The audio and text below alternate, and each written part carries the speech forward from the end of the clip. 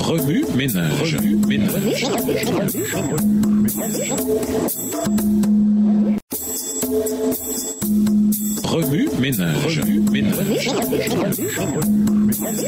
Bienvenue dans votre émission Remue ménage. Nos relations de lundi, avertis et protégés, interprétés. La chute de l'humanité en Éden a marqué le début de millénaires de misère sur la terre. Le péché a dévasté la relation d'Adam et Ève avec Dieu et il continue aujourd'hui de briser les relations avec Dieu. Avant le péché, Adam et Ève adoraient Dieu librement et constamment. Après le péché, ils se sont cachés et ensuite ils ont été contraints de quitter leur saint et bien-aimé foyer. Séparés de Dieu, cette terre est devenue le nouveau champ de bataille d'une guerre plus vaste qui a commencé au ciel. En effet, avant la création de ce monde, Satan a mené un soulèvement qui a abouti à une bataille colossale entre Michel et ses anges. Apocalypse 12, verset 7. Son habileté était telle qu'il a réussi à tromper un tiers des anges, verset 4. Cette guerre dans le ciel était non seulement une bataille philosophique, mais aussi physique et palpable. Adam et Ève étaient confrontés à un ennemi redoutable, dont la puissance dépassait de loin la leur. Ils avaient affaire à un ennemi qui agit à la fois comme un puissant dragon et comme un serpent furtif qui trompe le monde entier. Verset 9. Dieu n'aurait pas pu permettre une telle menace catastrophique sans avertir ses précieux enfants de ce qui se passait dans l'univers. Mais il y a plus. L'amour de Dieu pour Adam et Ève, exprimé par une relation profonde et durable avec eux, était l'ultime protection contre Satan. En tant qu'agent moraux libre, le saint couple pouvait explorer le monde créé, aller et venir à sa guise et prendre les décisions qu'il jugeait les meilleures sans aucune restriction de la part de Dieu, à l'exception d'une seule, ne pas manger de l'arbre de la connaissance du bien et du mal. C'est ainsi que Dieu a testé leur allégeance à son égard, leur relation avec lui. Un amour qui ne permet pas aux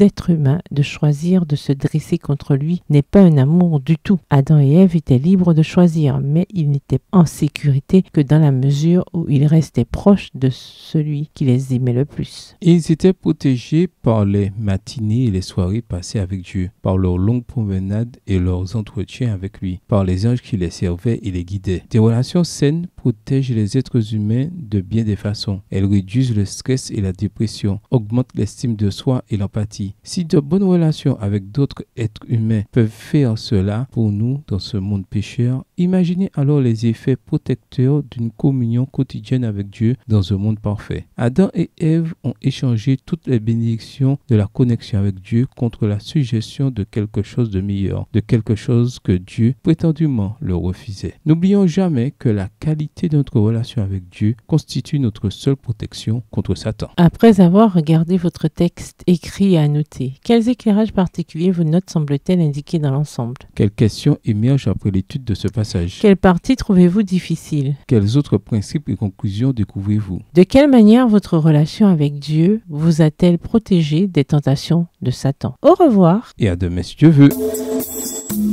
Remue ménage. Remue ménage.